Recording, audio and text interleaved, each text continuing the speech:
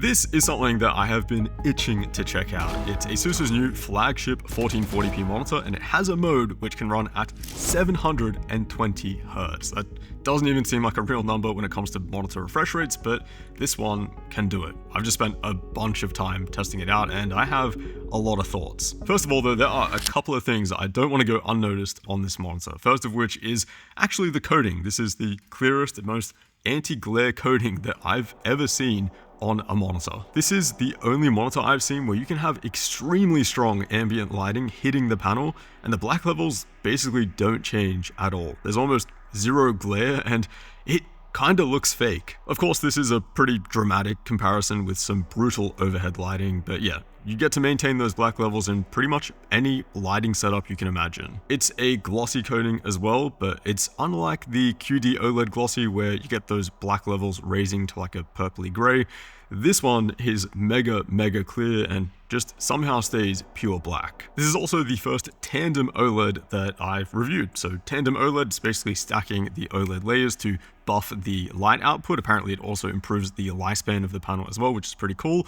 But yeah, it's the brightest OLED that I've tested. And usually when I say that, it's like a little 10%, 15% bump over before, but no, this one is actually a really big jump, over 330 nits on this panel. Now we're still not at peak LCD levels for these OLEDs, but man, we are slowly getting there, and they're at the point now where I don't even think most people will be running these at full brightness, at least I wouldn't be. Now you've got a 27-inch screen which can run in two different modes. The first one is 1440p 540 Hz, which makes this the fastest 1440p monitor currently. There's also a second mode which is a much lower res, but that can run at 720 Hz, and that makes this the fastest monitor ever, even exceeding what IPS or TN monitors have been able to achieve. Now the first mode is insane. ASUS already make a 1440p monitor with a 480 Hz refresh rate, and if you have that, yeah, I mean, I wouldn't even think about upgrading. It's a tiny bump, but to an already ridiculous set of specs. The real conversation is if you're coming from like a 240 Hz monitor, especially if you're coming from a 240 Hz non-OLED.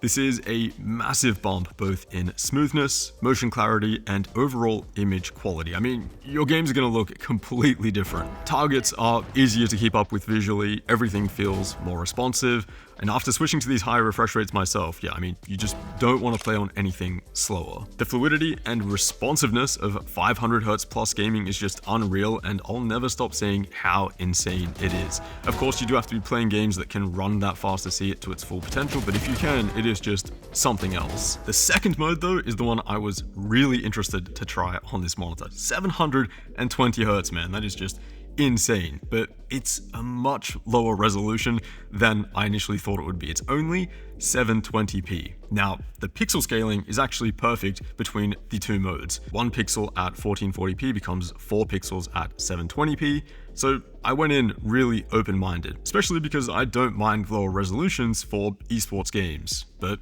I think I underestimated how bad it would actually look. Now, I'm not a resolution snob by any means. My main gaming monitor is the LG Dual Mode, which I've easily got a couple thousand hours on at this point, and I run that at 480 Hz, 1080p on a 32-inch panel. The pixel scaling on that monitor is also not perfect, so I am used to my games not looking super crispy and super sharp. This 720Hz, 720p mode though, I'm not gonna lie man, it is pretty rough. I tried a bunch of Valorant and Overwatch, but mostly Valorant because that's where you can actually achieve 720 frames per second and fully saturate the monitor's refresh rate and get the full 720Hz experience.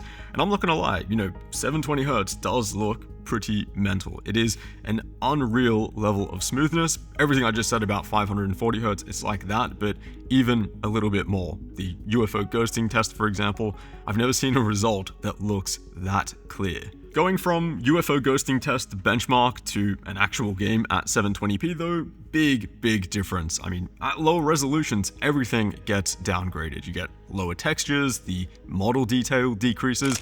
I swear the render distance also decreases in some games because at longer ranges, I mean, you're basically just looking at a collection of pixels. It's kind of insane how much everything in the game gets downgraded at 720p. It's way more than I was expecting. One thing that did help a lot though was bumping up the render resolution in game and also turning on some higher graphic settings. Without doing these things, it's honestly just like you're playing Tetris, especially those longer range fights that I mentioned. I mean, it's pretty unbearable and almost laughable. At 720p, I was pretty much just guessing whether I was going to hit a shot at these ranges or not, but at 1440p, you can see and feel your accuracy at a completely different level. Overwatch felt pretty much the same experience. I mean, there's maybe a 10 to 15% bump in perceived smoothness, which is really, really nice. I mean, close gunfights especially feel almost scary smooth, but anything mid-range or long-range, I was just hating life. It just felt impossible at 720p. Every time I went from 720p to the 1440p 540Hz mode, it honestly felt like it was 85, maybe even 90% of the perceived smoothness, but the image quality was like, I mean, double or maybe even triple, if that's even something that you can quantify. But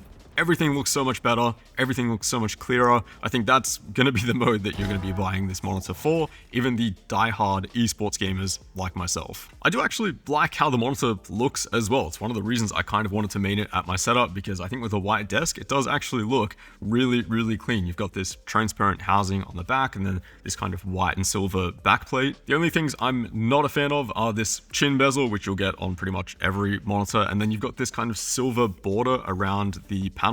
I would just prefer that if it was black. But yeah, other than that, it's a really interesting, definitely unique looking monitor. Now there is also the MSI 500Hz that I checked out recently. That is a QD OLED monitor, so the black levels aren't going to be as good under heavy ambient lighting. The text clarity is a little bit worse. It doesn't get as bright and doesn't look as cool, but it is $350 cheaper. And I think, 500Hz QD OLED versus 540Hz tandem OLED, I think in terms of actual gameplay and performance, it's going to play very, very closely, almost identically for most people. So if you're still interested in these flagship specs, but want to save a bit of money, that is definitely a good option to still consider. If you just want the best of the best though, nothing is beating this.